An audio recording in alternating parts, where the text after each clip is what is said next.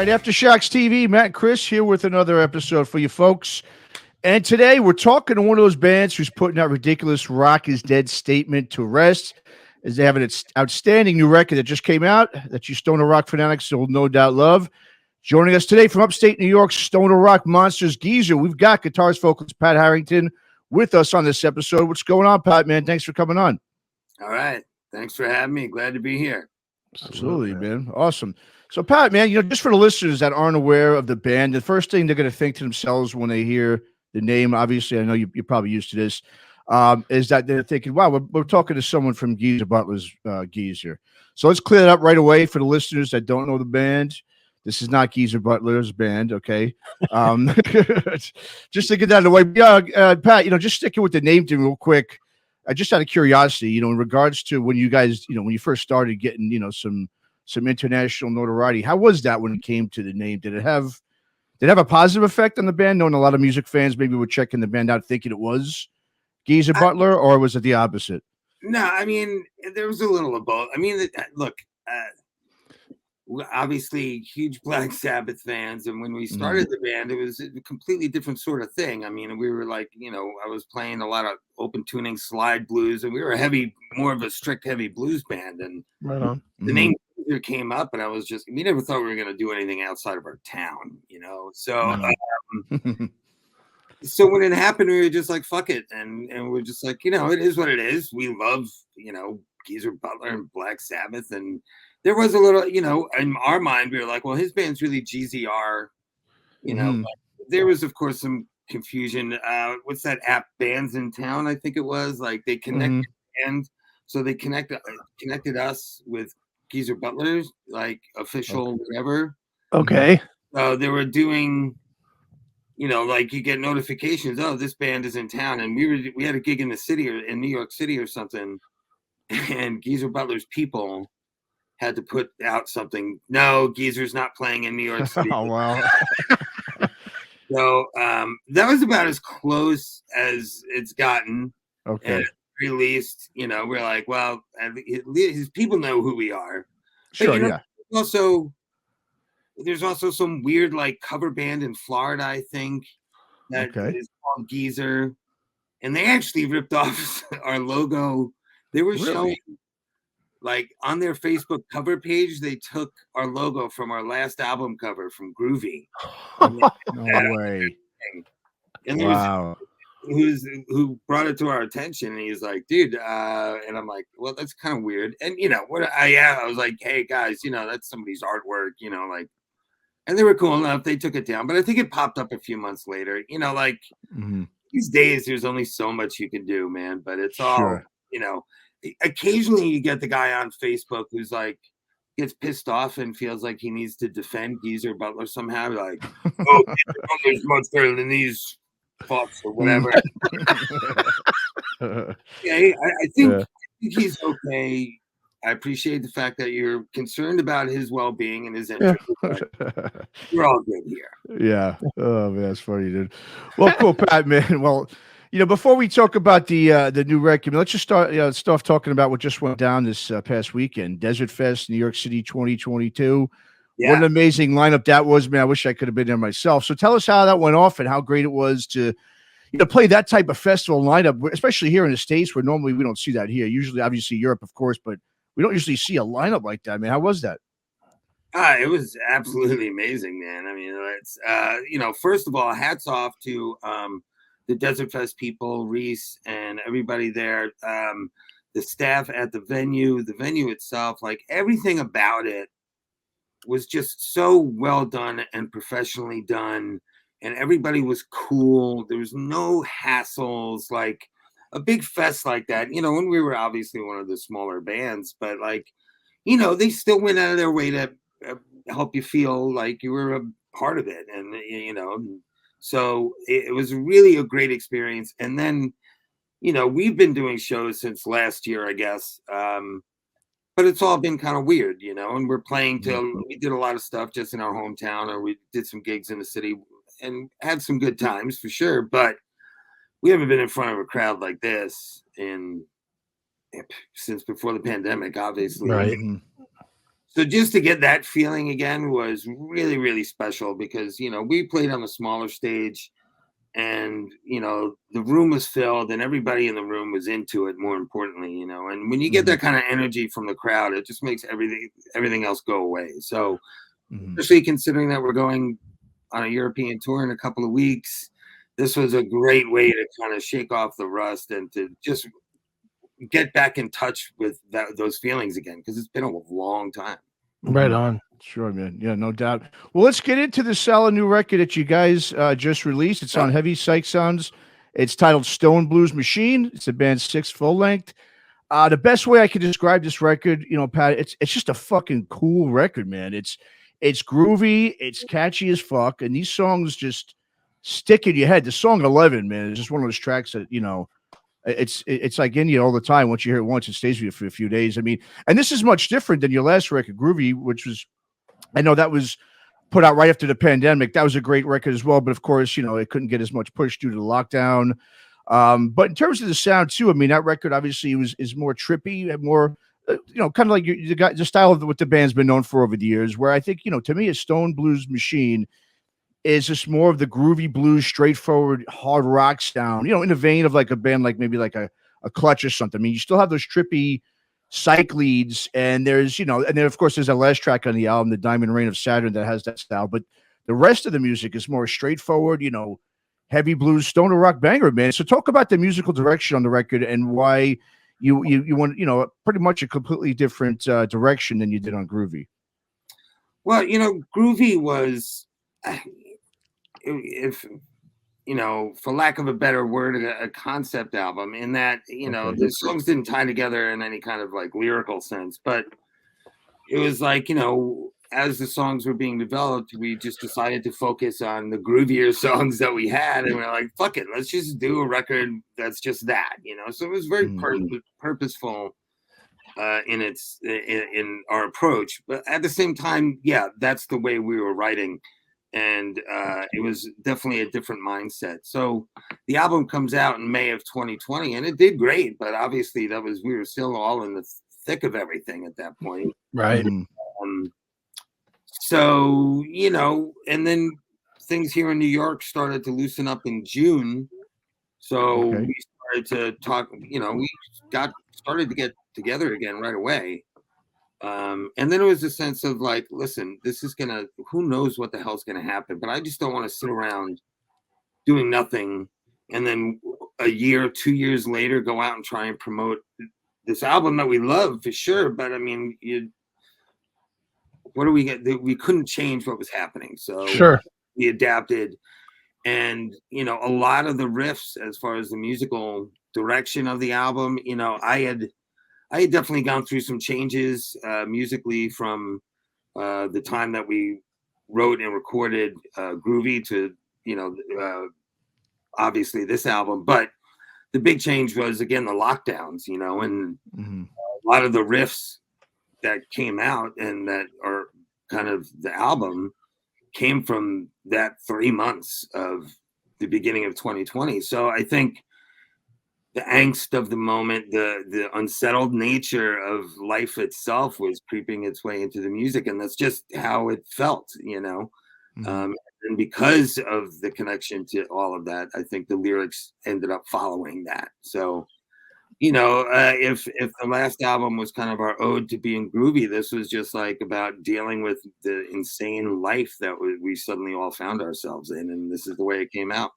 Sure. Awesome. Now, Pat, as you've moved forward and you did this record, it's one thing to let the angst of the time get in, and that makes sense. It's another thing to do what a lot of bands did in the pandemic and then just write an "Oh, poor me, my life sucks, the world is over" record, which you guys did not do. So how did you guys avoid writing a record that would just be, super dark, like cathedral, more or less type of doom, instead of what you did do, which is a lot more jammy and still a lot more fun?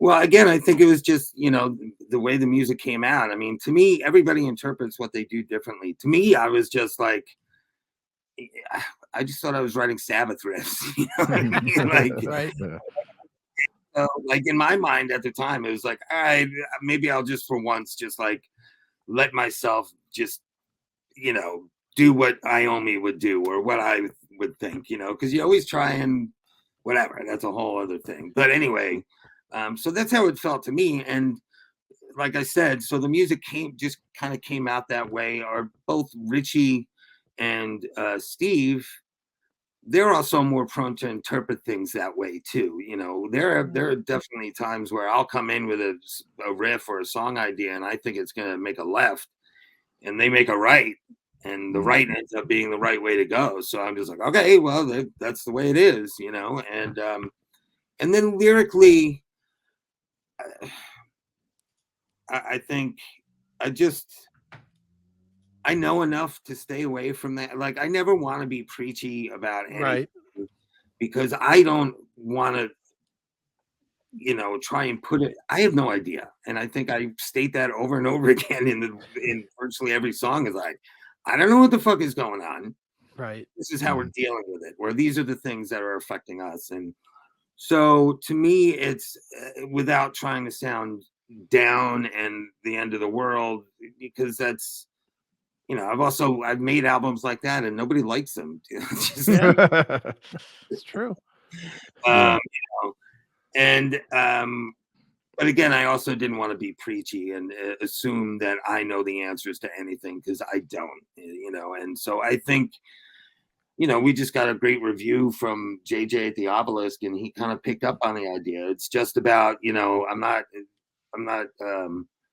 preaching or anything. It's more just like, this is the way it is, and hopefully that people will relate to that, because we all were going through some crazy shit. And if you know, we were just all going through crazy shit. So, right on. And that's just the way it came out.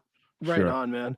Well, dude, how, and this is probably a dumb question, but how do you guys write? Because listening to this record, and for me, I'd be honest, I wasn't super aware of the band, so I had to go back and listen to the other records. Yeah. And listening to all of it, my first impression is this is one heavy jam band that jams a lot and finds things. But then you're talking now about, you know, that you're actually kind of writing with purpose of songs. So what is it for you guys? Do you kind of do a jam and keep it, or keep pieces of it? Or do you have kind of full fleshed out song ideas that you and the guys like really develop, but it comes from a pretty full idea? It's a little of both. And it just, whatever it is, the band comes, you know, put aside our first record, starting with Gauge, you know, the band was built on the idea of improvisation. Like, those songs we had never even played before, you know, those recordings were spontaneous, and then they were built from the ground up, you know, from a production standpoint in a lot of ways.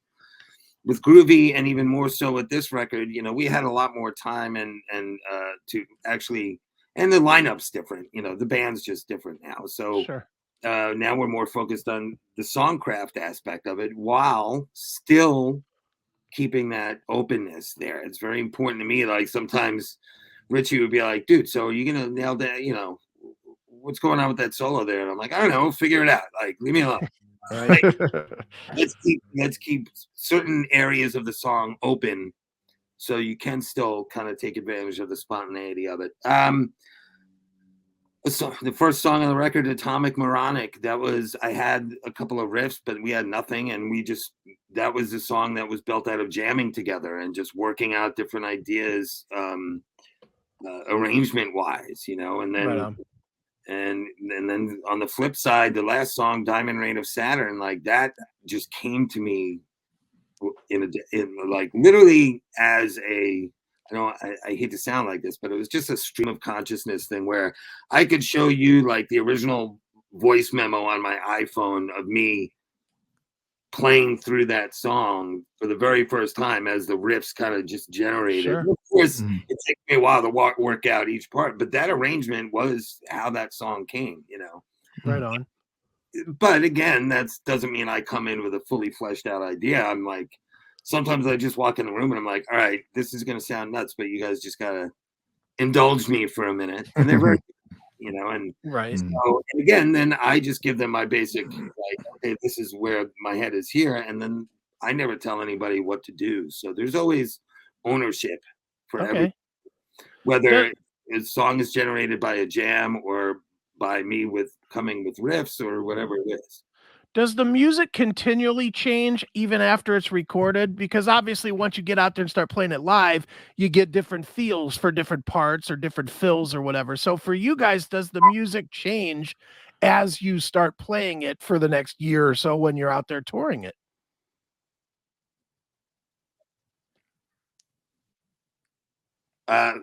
For me, yeah, I would say the short answer is yes. I mean, Okay. especially now we're going to Europe, which is going to be the most shows that we've done in a stretch in an extremely long time. So so it's when you're working up to recording a record, you're very focused on nailing it the way you want it to be on the record or whatever, getting those arrangements down. But then once that's done, that's when you can start fucking with it. And Right. for me, when you're put in a live situation like we're about to go into, yeah, I'm gonna be, you know, whatever happens, happens. So I'm gonna be taking songs left, right, which way or whatever. And the band, you know, depending on how we're feeling, you know, we'll see how it goes. And we like to keep the sets loose too. Like we don't have a set. We have songs that we know that we're gonna do, like our short set. But then we have like, we just had rehearsal last night. We have like 4 or 6 other songs that we're going to be able to just swap in and out and throw things around. And many times live, if we're playing a longer set, we'll start with a jam and a spontaneous thing. And that usually sets the stage for how the rest of it's going to go. So if that jam will go well, then I'll feel boisterous. And, you know, I'll start jamming later on in the set. But if we're not connecting, we'll be like, all right, we're just going to play it closer to the vest tonight. Right. We'll see how it all goes. Sure, no doubt. Well, Pat, I saw that, you know, the album was recorded at Applehead Recording in Woodstock, which is a place I know that's well known for bands like, I know Coheed and Cambria play, they record there all the time. Rich Robinson from the Black Crowes, I mean, he uses that for his projects in bands as well.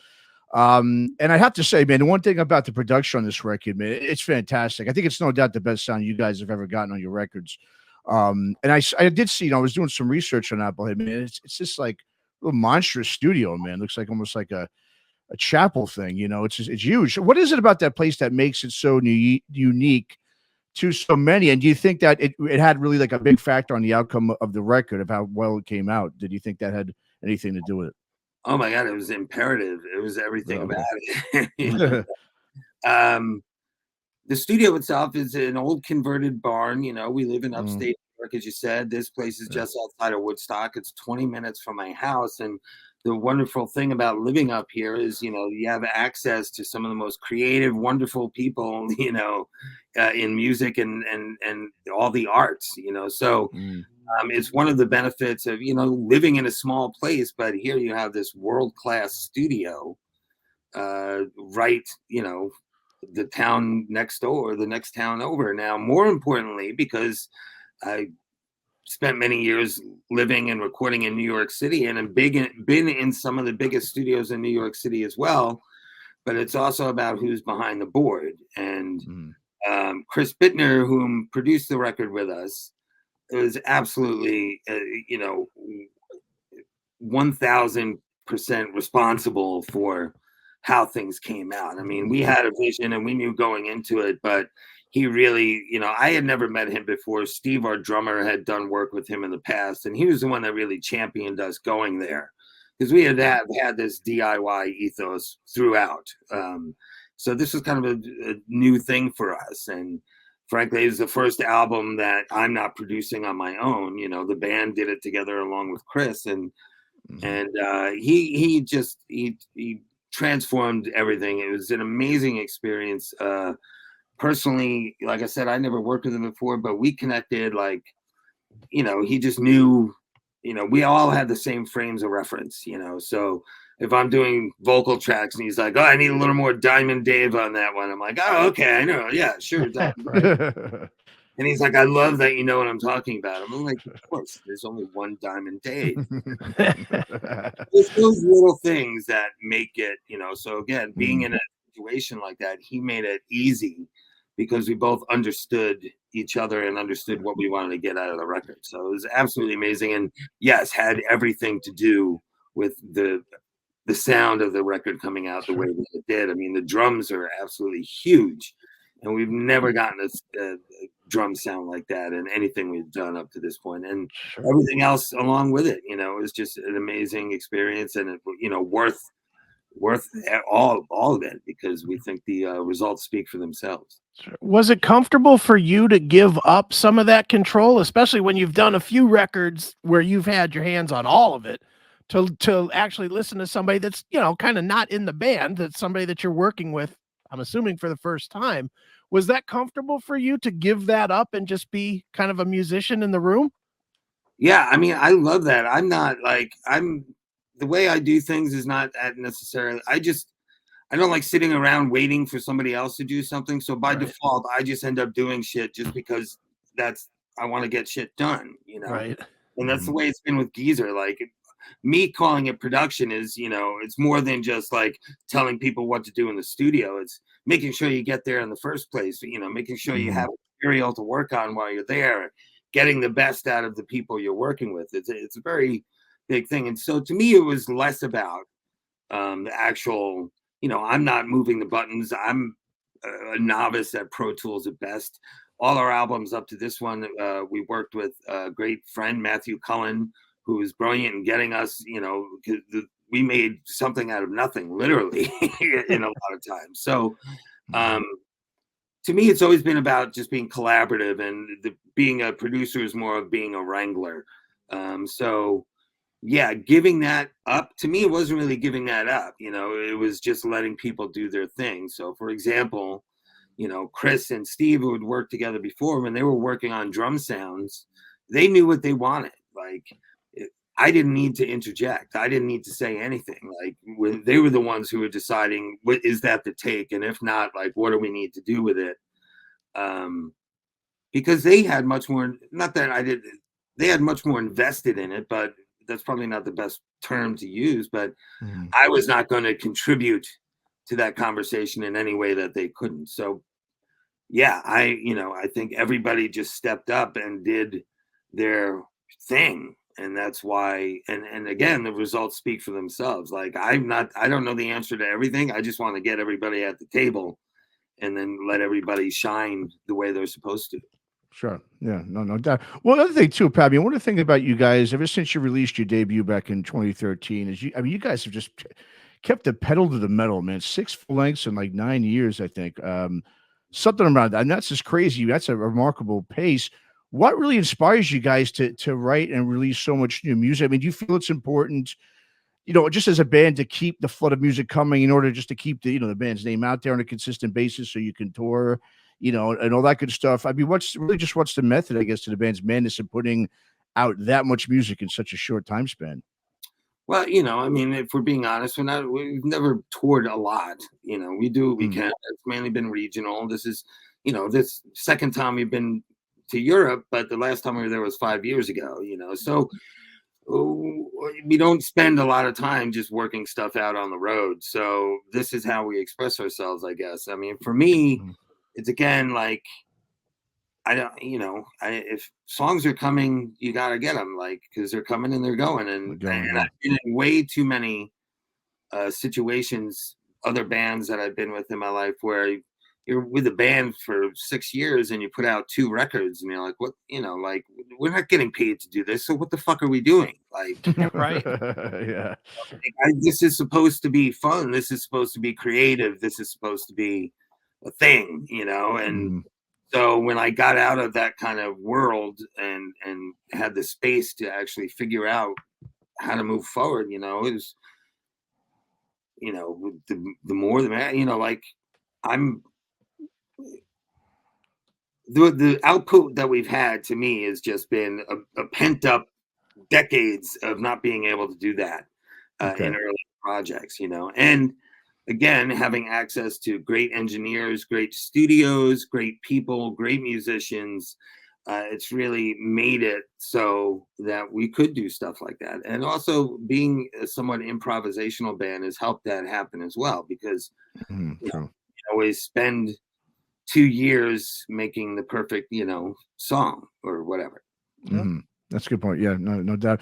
Well, Pat, the other thing too, a lot of bands, within the genre, the stoner, doom genre, they really, a lot of them these days are just, when we talk to them sometimes, they just tend to reject that stoner label. A lot of them complain that they're like, well, I don't even smoke weed, and here they are calling it stoner rock. I mean, they just like having that genre tag to their band name, that label. But you guys are the total opposite, man. You obviously firmly embrace and celebrate, the spirit of this music and just, with lyrically, I mean, you guys just embrace that whole stoner rock thing. Like I said, not only musically, but obviously with the terminology that comes with it, whether it's song titles, album titles, whether it's lyrics.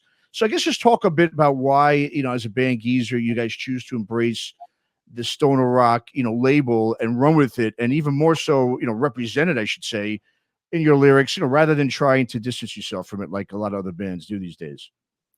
Well, I think because we're stoners. All right. That's it right there. That's the answer. And I know exactly what you're talking about. And part of us owning it, I think, is my reaction, because I see that too. Then I think it's so I don't get it. I think it's silly, but some people, whatever. The scene has grown exponentially over the last 10 years, and that's nothing but good for everybody. It's been amazing to watch. It's been an honor to be a part of it in any small way, because I've been doing this for a long time, and I've been in the mainstream music world, and I've done, some good things, and, spent a lot of time not doing things, but, it's always, when you find a scene like this, it is very special. And don't get hung up on names or monikers or whatever the fuck. The basic point is that you have access to people in a market of people who dig what you dig and want to hear that, those riffs, and want to have that vibe, like I grew up on Cheech and Chong movies and shitty horror movies and all that, biker exploitation movies. Like, that shit is rad, dude. Like, right. Yeah. Wizard on a goddamn flyer and tell me where to go. Like, I think it's fun. I mean, seriously, I'm about to turn 50 years old, and I get to run around like a fucking stoner kid, like acting a fool, man. It's great. Why would anybody want to that? Agreed. No, you're absolutely right, man. Well, dude, you mentioned that you've been to Europe, and you're obviously going back to Europe again. Tell me about the European crowd for this kind of music. Is it stronger than here? Is it less than here? Or do they understand it like they do here? Tell me the differences, I guess. Well, the easy answer is yeah. I mean, people would say, yeah, the people in Europe, they get it. They're much more stoned, much more excited about it, or they're much more grateful for, when you come to their town. Because you definitely don't get a whole lot of, New York City arms folded and standing in the back vibes when you're over there. But then I would also say, like, in Europe, I think it's just a little more concentrated, because then when you see like what we saw at Desertfest this last weekend, that you can get those same vibes here, man. And we did. And so I don't want to trash the American folks, but it's also a different time now too. I think we're now in a new world where we used to take a lot more shit for granted, and we don't really do that so much anymore. True. So as much as I've, that was a great experience at Desertfest, because I felt that firsthand from the people there, like I imagine Europe is going to be very much the same kind of experience. Right on, man. Do you think, and especially I'm going to ask you to base this, I guess, solely on Desertfest, but do you think that now, and I think this, but for the first time, it seems like in this genre, you don't have to be one of the big bands to be appreciated anymore. You don't have to be COC. You don't have to be Clutch. It seems like more and more people are almost looking for bands that they haven't heard of before, just so that it can almost be like their little secret, more or less, and then they share it with 5 friends. And it's almost like the whole genre is growing grassroots wise. Do you see that, or do you feel that? Yeah, and I think that's been going on for the better part of the last 10 years, and it's just gotten bigger and bigger and bigger. And again, that's an amazing thing to be a part of, and I think it goes both ways. Like some things, yeah, like Desertfest did a great job this year of having a good mix of big bands and smaller bands. But I went to the first Psycho Las Vegas, and Electric Wizard was playing, and Sleep was playing, and Acid King was playing. But I was also buddies with Gozu, and they played, and Goya, and there were buddies of mine that were playing there. You don't see that much anymore with things like Psycho Las Vegas. They still have some smaller bands, but they've kind of gone out into the world now. I grew up on Merciful Fate, and I loved the Misfits and Danzig and all that, but it's not the same, right? It's not a summer rock thing anymore. And a lot of people, that's a great thing, mixing more genres. That's very European, because a lot of European festivals do that. Sure. But yeah, I think it's a great time because smaller bands can do things like we're doing. I mean, we're a small band, and getting to do what we're doing is, I've been doing this a very long time, and these opportunities can be very few and far between. And so being in a world where you have your own infrastructure and you have people right there, and they have a vicious appetite for this stuff. You're right. They seek it out. They want to know the next thing. They want to hear that. Right. They want the next riff. It's almost like a drug, and yeah, I felt that myself. It's kind of reinvigorated my love for modern music when I kind of stumbled upon this world, and it was just like, wow, what the fuck? Because it's not the big bands anymore. That you can hear. I'm constantly surprised. There's always a new band that comes out, and I'm like, holy shit! I had no idea. Right. It's and I'll tell you what's crazy, Pat. That's the whole reason we started this podcast, was because we got tired of everybody saying, oh, there's nothing good anymore, and the old bands are going to retire, and there won't be anything behind it. And we're like, wait a minute, there's 1,000 good bands a year coming out. Exactly. There's so much. I mean, and you think of, like, I don't know, they pop into my head, but you think of a band like Green Lung, right?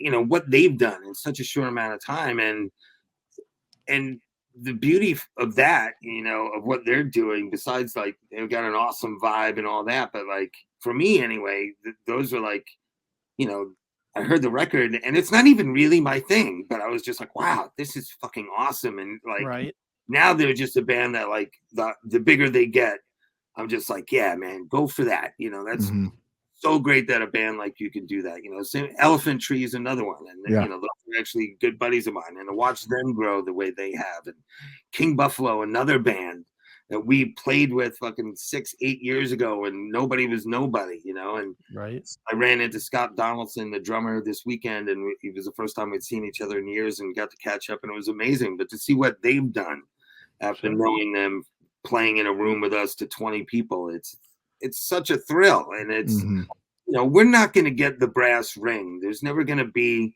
the limos and the fucking, all the other things that we grew up idolizing. That's never going to happen. So at the very least, let's enjoy what we do have.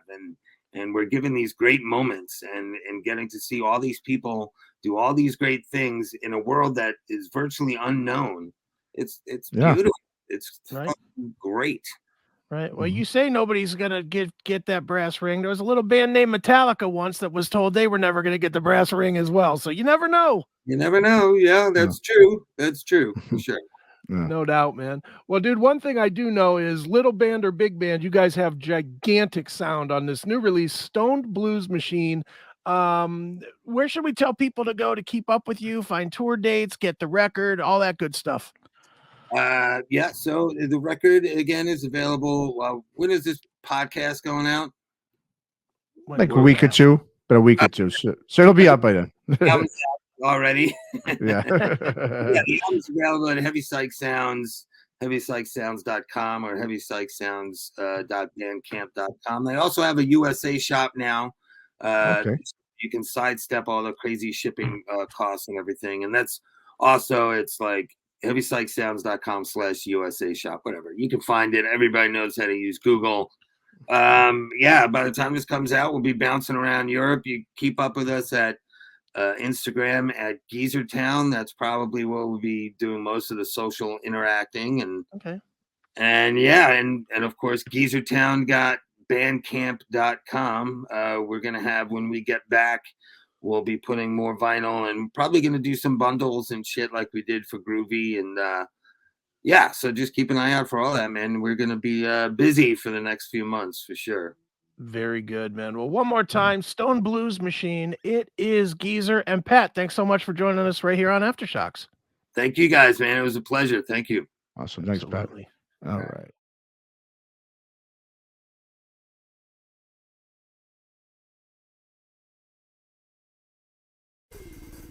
When it's time to rock, it's time to tune in to Crash Course Radio.